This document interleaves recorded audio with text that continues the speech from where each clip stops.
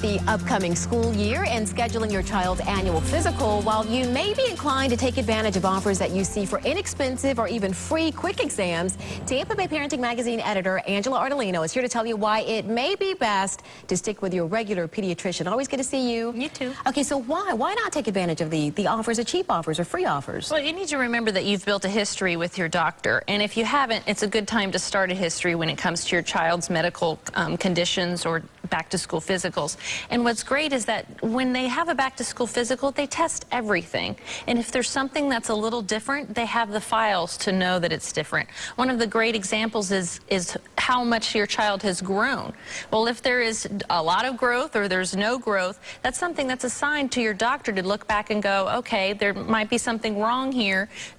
They'll start asking questions about nutrition, exercise, and it could point to a medical condition. So something as simple as how much have they grown in the year could point to something important. So it's so important to go to your doctor instead of, just a clinic to go in and get a physical, because they will be able to recognize whether something's wrong or not. Okay, aside from height and weight, what else will they be looking for in a general physical?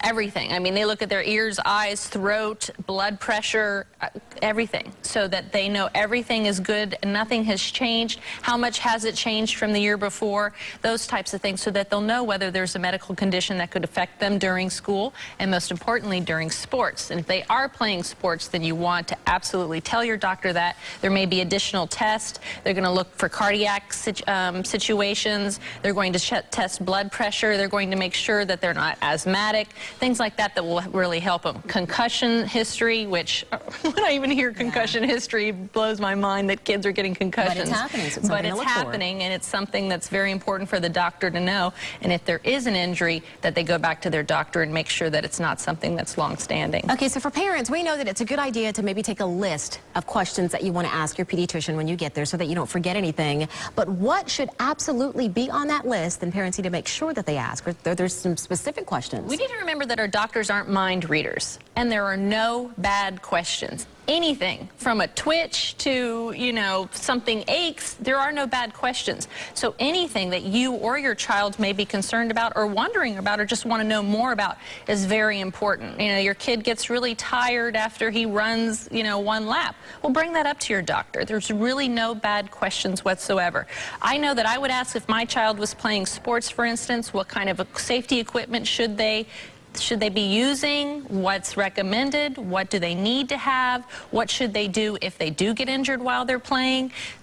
Questions like that are very important. How do I know something's wrong, or my child is getting headaches at a certain time of day? Anything. There are no bad questions. Just be very aware of your child. Listen to your child. Let your child know to let mommy or daddy know when something doesn't feel right. Are you having trouble sleeping? Whatever it is, so that you can then write those questions down and then come into your doctor prepared. And like I said, no bad questions. Absolutely. He's not a mind reader. He will not be able to help. He or she will not be able to help you unless they know all the things. Right. And then if you have a history, we'll be able to look back at those files and say, okay, I see a trend here, or everything's going great. Go play the sports and have a good time. Always good advice. Thank you, Angela. And she'll be back with us next week, and we'll talk about choosing a daycare, which of course can be another headache. And if you've missed any of the points or you want to share this information with another parent, just go to abcactionnews.com. You'll also find help with a variety of parenting issues on the Tampa Bay Parenting website, tvparenting.com.